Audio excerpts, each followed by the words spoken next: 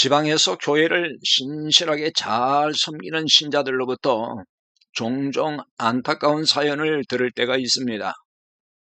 그 중에 교회 재정과 관련한 부조리와 그로 인한 목회자와의 갈등으로 힘들어하는 신자들 이야기를 가장 많이 듣습니다. 주로 교회 재정을 투명하게 운영하지 않는 데서 발생하는 문제인데요. 어떤 교회 재정 담당 집사가 이런 괴로움을 하소연을 했어요. 한 번은 담임 목사 사택을 리모델링 하는데 재직회를 통한 정상적 절차를 무시하고 재정부장 선에서 예산을 임의로 집행하라고 담임 목사가 지시를 했답니다.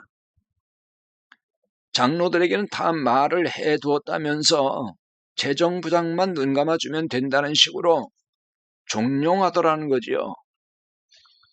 그러나 이 재정 담당 집사는 목사님 그렇게 할 수가 없습니다. 재직회 결의를 통해서 예산을 정상적으로 집행해야 합니다. 자, 이렇게 담임 목사의 지시를 거부했다는 거예요. 담임 목사의 말을 따라주지 않자 장로들이 몰려와서 재정부장은 시키는 대로 하면 되는 것을 왜 고집부리냐면서 장로들이 전부 달라들어 공격을 하더라는 거지요.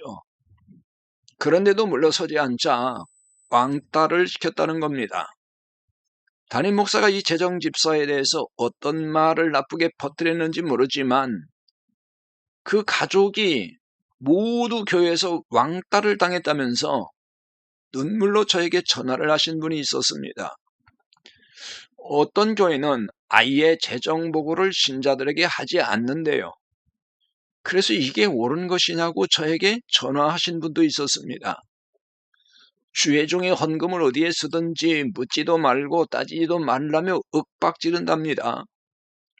신자들이 헌금한 돈으로 자식들을 미국에 유학까지 보내는데 교회 재정을 어떤 절차도 없이 그냥 임의로 다 이렇게 쓴다는 거예요.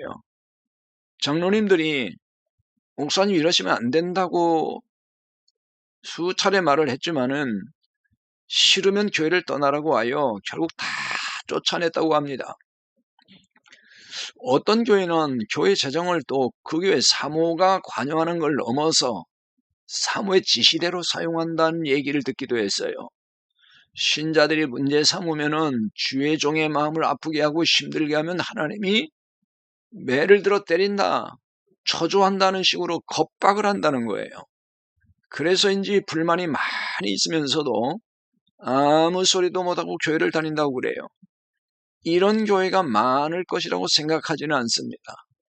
그런데 이런 고통을 호소하는 신자들이 많은 걸 보면 이 같은 교회가 의외로 많다는 생각이 드네요. 이런 교회 다니는 신자들이 참 불쌍하다는 생각이 들어요. 순진하고 착한 신자들이 이게 아닌 줄 알면서도 말도 제대로 못하고 가슴앓이하며 교회를 다닙니다. 그 교회를 떠나면 화를 당할 것으로 생각하기 때문인데요. 어떤 신자들은 다른 교회 가봐야 또 별 차이 없이 거기서 거기다 이런 말도 하더라고요. 그래서 싫어도 그 교회를 다닐 수밖에 없다는 거예요. 그러니 이런 신자들이 정말 얼마나 불쌍합니까? 정말 어찌하면 좋습니까? 당장 해결할 수 있는 문제도 아닌 것 같아서 그저 마음이 답답하기만 합니다. 제발 이런 목회자들이 정신 좀 차렸으면 좋겠습니다.